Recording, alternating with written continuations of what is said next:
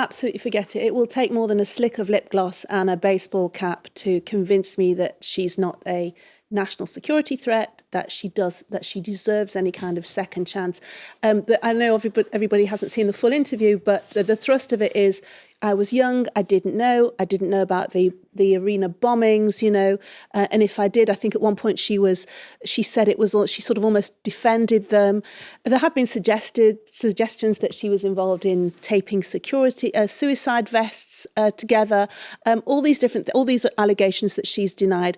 Tough. She made a choice. She went at the age of 15 to join one of the most brutal and murderous organisations in the world. She has to face the consequences, and flicking her hair around on a TV show will not convince me otherwise. She did. She looked like she would fit in to Britain in the sense of just the way she displayed and the way she spoke, though. She didn't look any more like the scary person she was when she first emerged. No, you buy that or not? No, absolutely not. First of all, remorse has to be palpable. I mean, we were all horrified by, for example, the Manchester Evening News Arena bombing. Happened down the road from where I live. It's somewhere I've been to many times and past.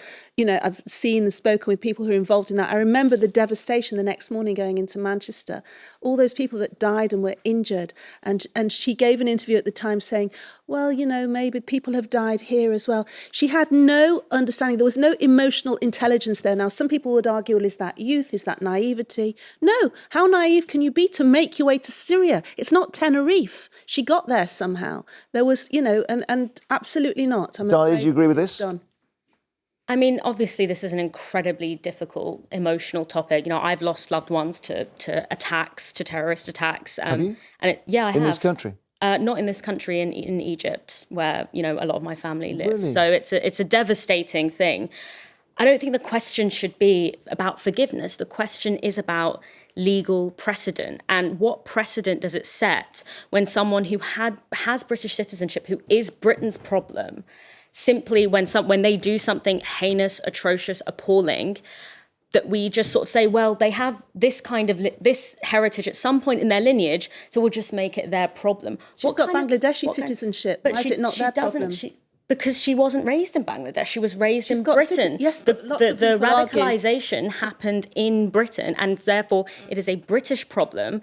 Where does that leave anyone who has dual citizenship, who might commit something heinous or might do something heinous? Maybe it will be a sign to not do it. Well, then that's what you're saying, is that there's a two-tier justice system. You're saying that for people who have other things in their heritage, they don't just risk, they don't just have criminal responsibility. They don't just have. But what criminal? She was way above the age of criminal. I think Dahlia's point is, let's say I've only Bangladesh got. Hang on, Dahlia. Let's say I've only got a British passport, right?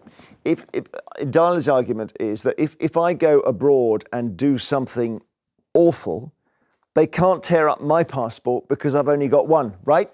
But they can tear up Shamima's because she's got two. And I don't think she actually had a Bangladeshi. Well, I mean, I might be wrong on that, but I know she's never that's your argument, right? And I think, well, even if she did have two passports, absolutely. So she may only have one. I think she's stateless now. So well, then Angela's being completely so consistent then. If you commit a crime against the UK, you can't come back here. Is that what you think? Absolutely. If you break the okay, let's be incredibly shallow over this. If you break the law speeding in Paris, then you don't say, well, because I learnt to drive in Britain, I'll get the ticket will be sorted out here. You're under the jurisdiction of the country where you committed the offence. We don't need her. She's in a refugee camp. I know she is, but that was her choice. I understand. Look, I'm not here to talk about her choice. Obviously, but her jury's choice, out on her that. Choice is the whole argument. Her choice is heinous.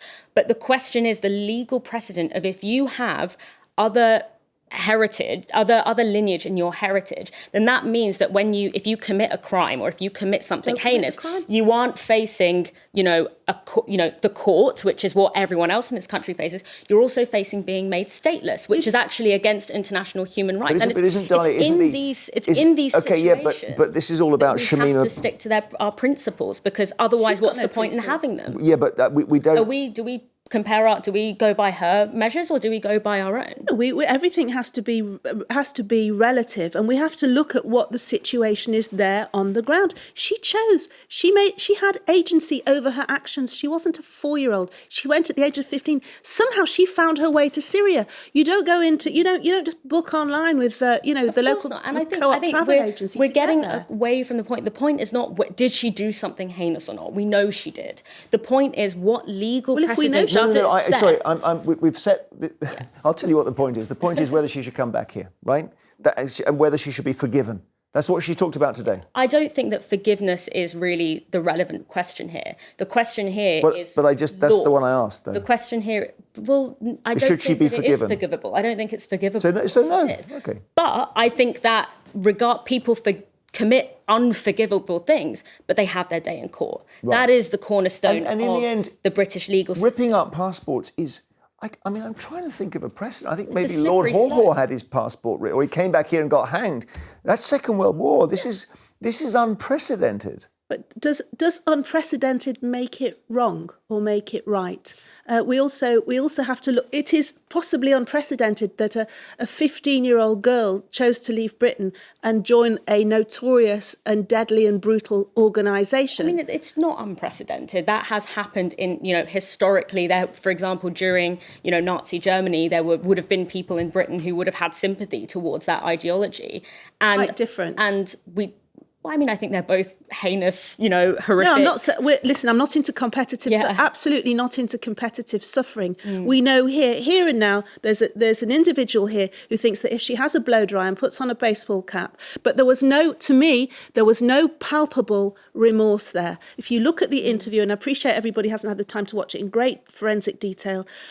If you really wanted to come back, you would say, I know. People died. There is blood here that was shed in the name of this organisation. So put her in front of the court. But she didn't. Because the courts is what it's not. We don't do justice by circus. We don't do justice by media in this country. Okay. You put her in front of the court. You both made your cases really powerfully. Thank you for that.